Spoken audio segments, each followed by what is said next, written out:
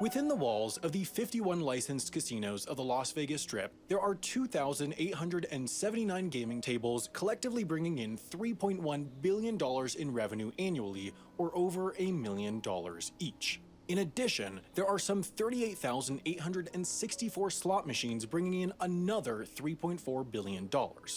A single large Las Vegas casino, like the Bellagio, makes more annually than some small countries.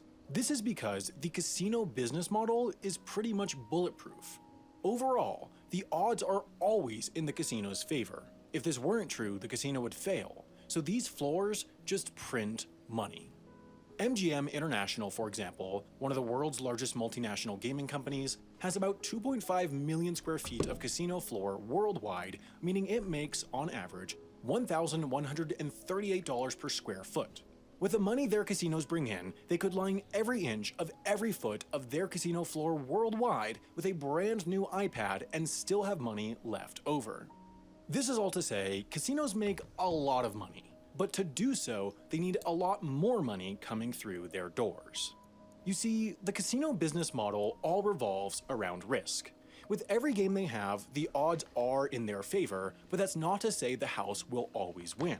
Their advantage varies from game to game. In roulette, it's about 5.25%, in poker, it's about 3.35%, and in blackjack, it's about 0.5%. Of course, given how tight these margins are, there's a natural variability, so casinos can come out behind on a given table on a given night, but overall, with enough tables and enough nights, they'll average out to these odds. However, in order to do so, they need an immense amount of money running through their casinos. Blackjack, for example, is one of the games with the lowest house edge, so if a casino wants to earn $1 billion in a given year from the game, which would not be an unreasonable estimate for a large gaming company like MGM International, they would need $200 billion changing hands within their doors each year. $200 billion is an enormous amount of money. That's pretty much the entire GDP of New Zealand, passing through, in the case of MGM, a physical structure barely larger than the Empire State Building. When you have such a rapid throughput of money, very slight changes in the odds can make a huge dent in the gaming company's earnings. If, for example, the house edge in blackjack changed from 0.5% to 0.4%, they would lose $200 million. Something about how much money they need to get flowing through them. Keep in mind that that figure is actually not necessarily true. That's not how much money they need to flow through them. That's how many bets that they need to be made, technically speaking. So for instance, if I sit down at a blackjack table and I bet $20, and then I bet $20, and then I bet $20 and $20, with a single $100, I could play for over $1,000. So you could get $1,000 of volume on a single table with $100, depending on how your night goes. You don't actually need $200 million to come through, 200 million unique bets. It could be the same $1,000 could give you 10,000, 20,000 of play. Assuming $200 billion in annual play. This is why making sure these odds stay in their favor is so important to casinos. It can quite literally make or break them. Despite what pop culture might portray, a casino's biggest problem is not robbers or hackers or even technically cheaters, because each of those is relatively easy to prevent. Rather, their biggest problem is people who are able to turn their odds in their favor without robbing, hacking, or even cheating. You see, in most common law countries, such as the US, England, Ireland, or Australia, I would be fucking shocked if people that counted cards were even able to take a rounding error's worth of money out of casinos. The amount of people that actually do this is incredibly low, and the amount of money that you can make doing this is not necessarily that high either. But I know that if they catch you counting or they do things like that, they'll probably give you a lifetime ban because they don't want you in the casino. But the idea that counters are like destroying casino business, I don't think so. But Australia, cheating is legally defined as altering the outcome of the game, acquiring knowledge not available to all players. You know how to? Anybody can learn how to count cards in 30 minutes. It's all about the complexity of the system. Like, super difficult ways to count could take you a long time to learn exactly and apply it, but like counting is not that difficult. It's not a super mysterious, ultra difficult thing. Here's like, we can do this real quick. Here's counting cards in a nutshell, okay? If you play perfect blackjack, okay, I believe that the odds come out to be this. I believe the house will win 50.5% of the time, and you'll win 49.5% of the time. He explains it. I don't care how he explains it. I'll tell you what it is, and hopefully his explanation is accurate, okay? Because he's already said some shit in the video that makes me wonder, all right? The way that counting cards works is there is a set of perfect moves for blackjack. So if you look up perfect blackjack, if you look up how to play blackjack, charts like these will tell you every single time you have a hand, what should your play be in a perfect world, right? So if you're showing 17, you should stand. If you're, and then the dealer is showing whatever. If you're showing, soft whatever, just means you have an ace and another card because an ace can be two values. Whatever. If you've got like a pair of sevens, should you split? Should you hit? Like this tells you the perfect set of moves, right? Using the absolute perfect set of moves, okay? Using the absolute perfect set of moves, you will see this payback. Somebody's saying 49.75% versus 50.2. I've always known it's 49.5 to 50.5. It might be a little bit different. I've always heard it's a 1% difference. I don't know. Somebody can look it up for them. But it's not really that important. But basically, what this means is that every single time you make a bet in blackjack, you're losing a little bit of money, just a little bit. I'm trying to think of how we would math this out. So if I have a 49.5% chance of winning and a 50.5% chance of losing, I think that means that on every $100 bet, I'm losing $1 on average, right? I'm getting donations. Love you too, buddy. I'm glad I kept you from being a commie. So every $100 that I bet, I think I'm losing $1 on average over the long run, I believe. Because they have like a 1% advantage on these odds. So if I bet a million times that night, if I bet $100, on average, on every single bet, I'm losing $1, basically. Now, here is the chart of what we're supposed to do during perfect blackjack.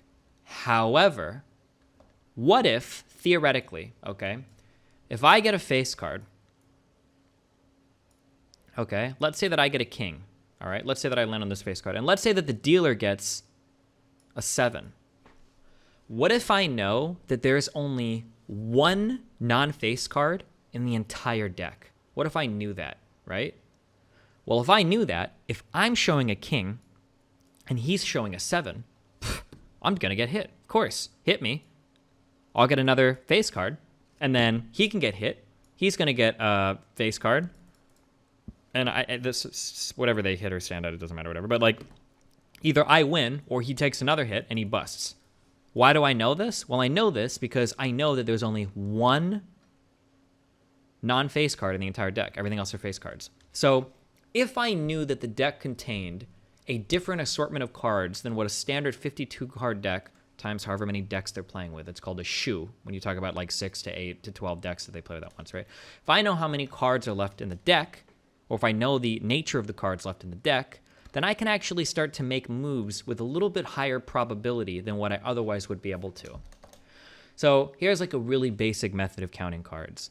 Every single time I see a card come out that's a face card, maybe I say +1.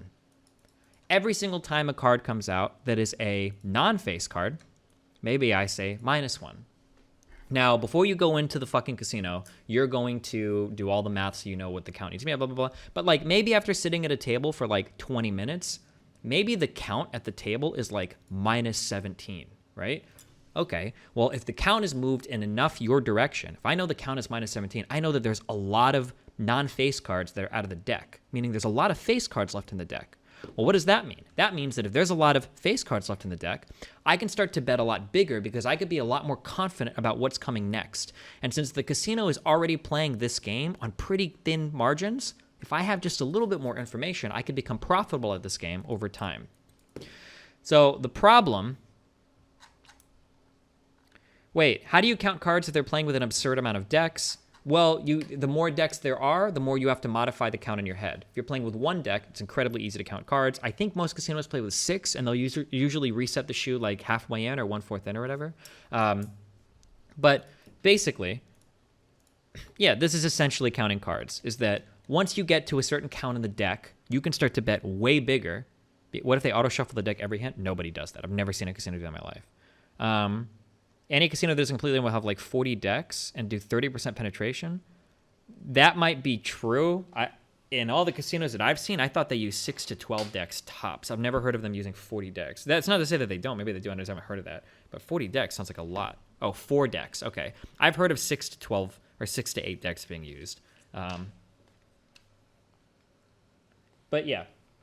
So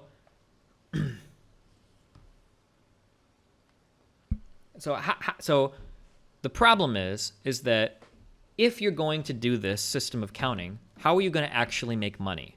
Well, 2 things need to happen, and this is why it's so fucking easy to find somebody counting cards at a casino and why you will never be able to do it successfully. Here's what you have to do. 1, you need to sit at a table for a long fucking time keeping track of cards, okay? You got to sit there for a long-ass time counting cards, and you know what? You might sit there for 6 hours, and the count never actually moves that far in one direction or another. You're just playing blackjack all night, and that's it. You're just losing money. You might actually never even get to a favorable count.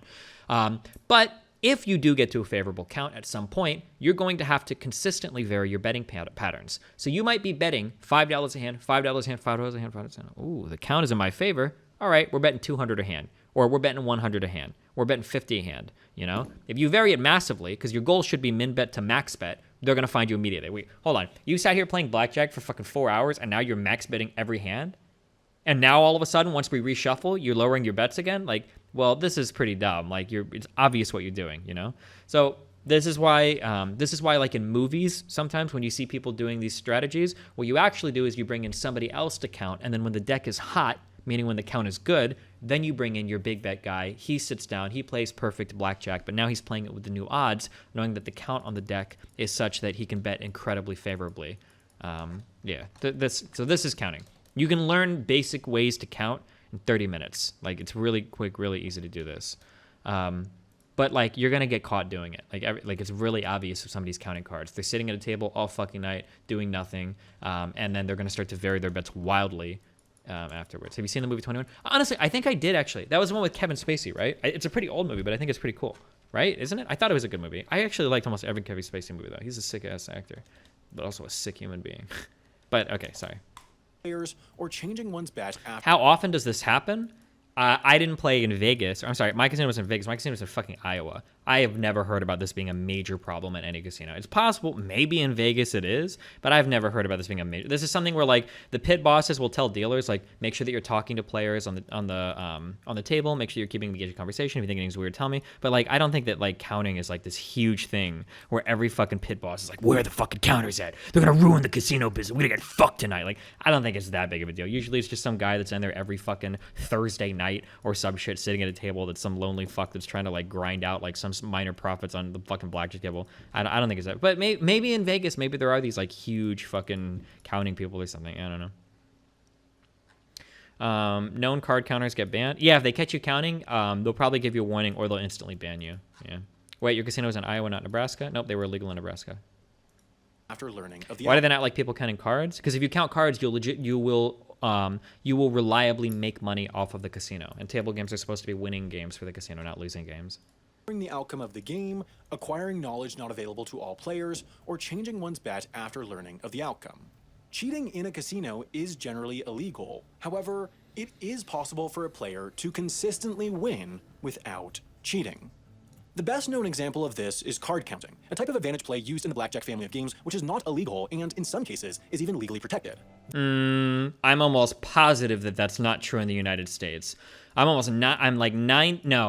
sorry. I know I'm right, actually. I don't even have to check. Because if card counting was legal, then casinos would start dumping blackjack tables, or everybody would do it. I'm 99% sure that casinos are allowed to regulate the way that you play at a table, and if you're playing in a way that is contradictory to what they consider the rules of the game, and I do believe they count counting as being an illegal form of play, I think you get kicked out. There's no way that this is protected, that anybody can go into a casino account. I'm 99% sure.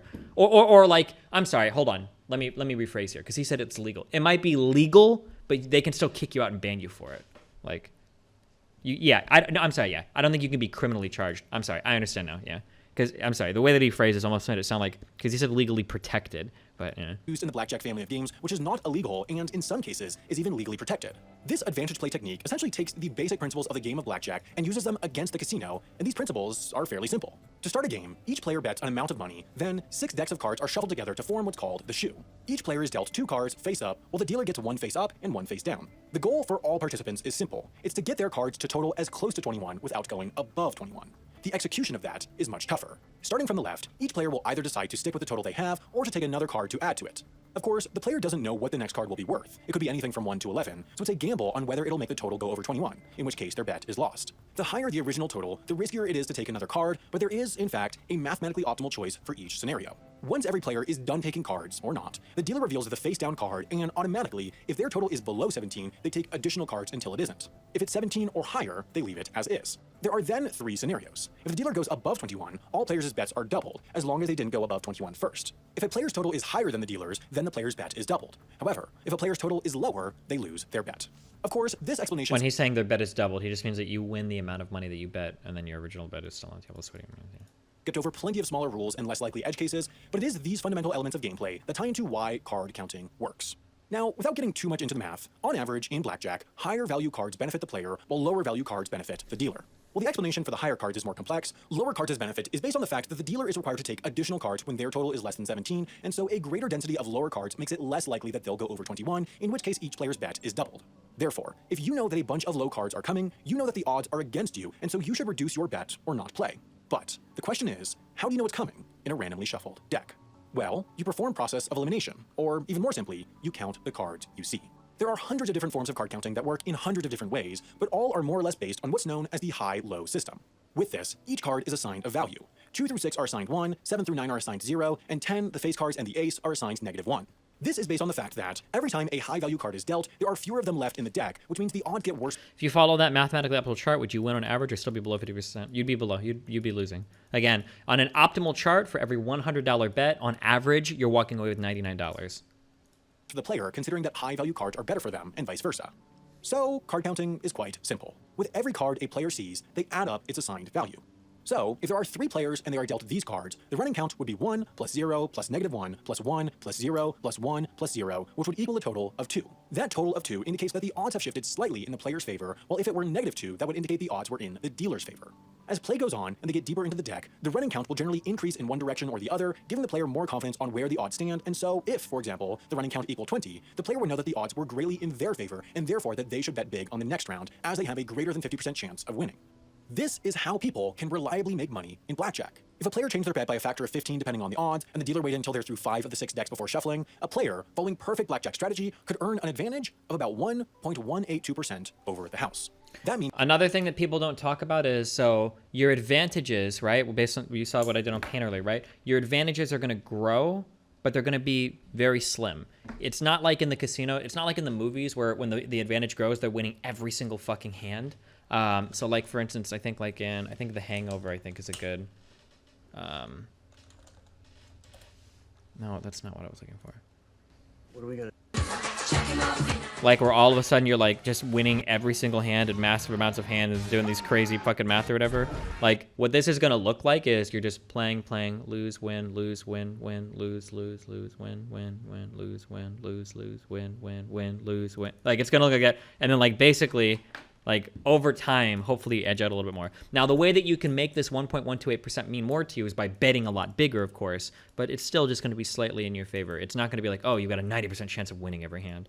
Means that if, assuming a table completes a round of play every minute and the average bet is around $200, a card counter could profit, on average, about $110 an hour. Enough that some people can and do make a living by sitting at blackjack tables counting cards. However, considering how simple and reliable this advantage play method is, casinos go to great lengths to stop it, which is very, very difficult. That's because the advantage is all in the mind. There's no good way to fully prove someone's card counting. Sometimes people are just lucky, and it's quite a bad look for casinos to kick people out just because they're winning. I just totally disagree. I mean, like, if you want to play profitably while counting, you have to vary your bet sizing when the count is favorable. You have to.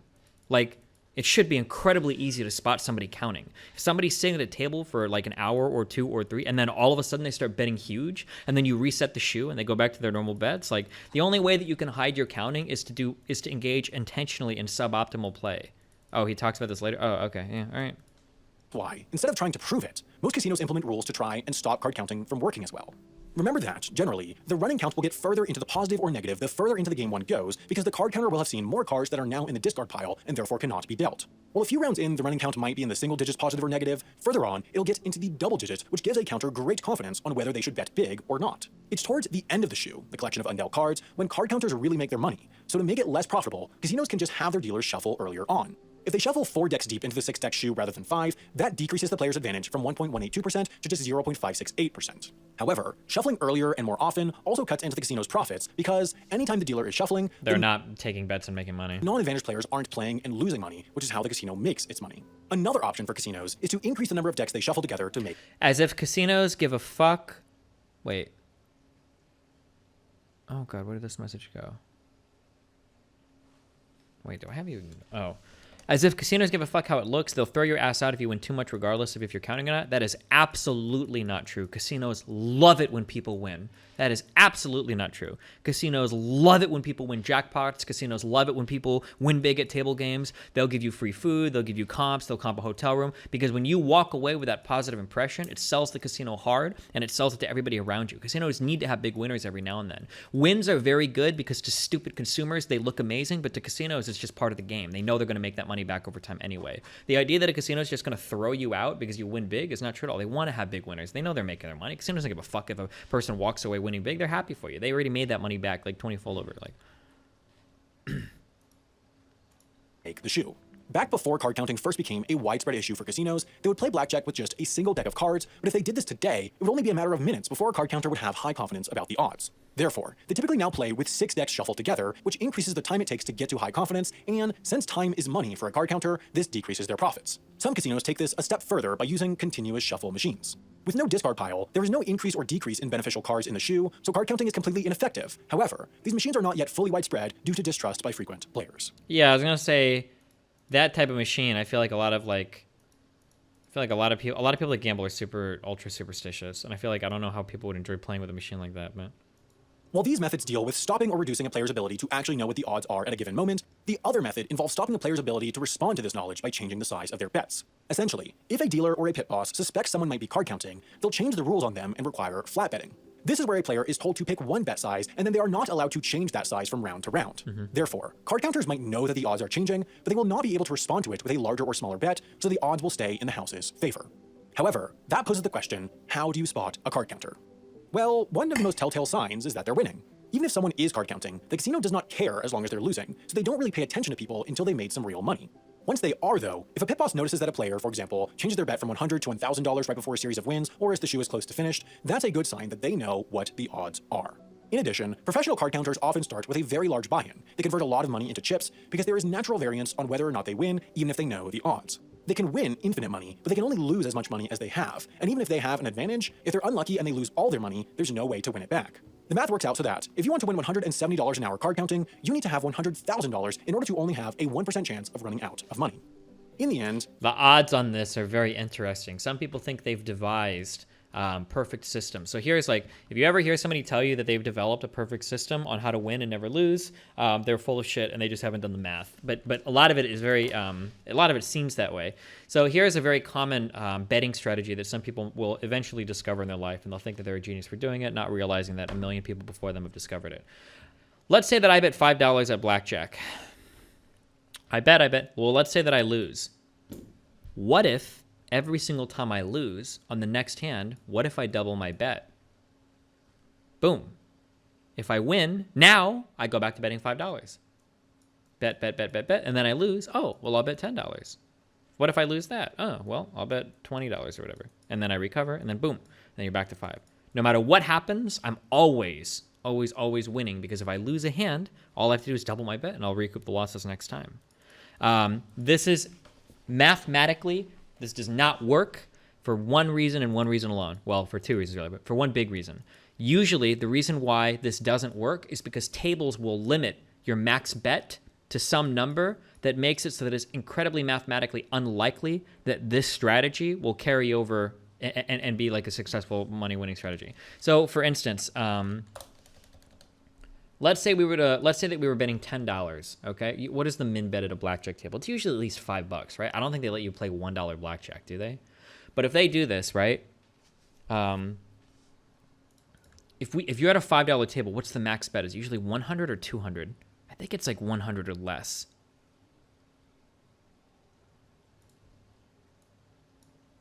Is it 200? It might be 200.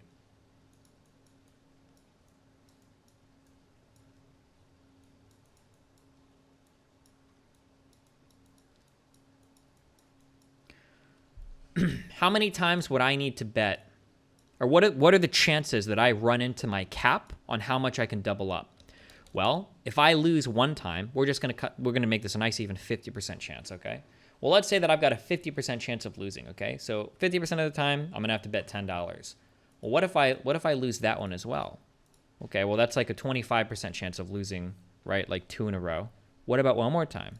Well, okay, it's like a 13% chance, and then again, okay, it's like a 6% chance, and then one more time, okay, it's like a 3% chance.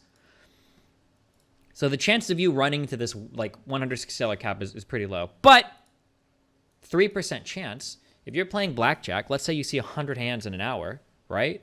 100 hands in an hour means that 3 times potentially, that might not be 100% correct, but like there is a much higher percentage chance than you think that that you're going to run into this cap. And then once you've hit this cap and you can't double your bet anymore, now you're just max betting with the same 49.5% odds. And now you've lost so much more money. Because keep in mind that your wins are only $5 each. Your wins are only $5 at a time, right? So you only have to hit this cap one time, and now you've lost everything and so much more. This is not, a lot of people will like discover this and they'll think it's good or whatever, but like you only have to hit the cap like one time in your life to realize like, oh God, this is horrible. Yeah.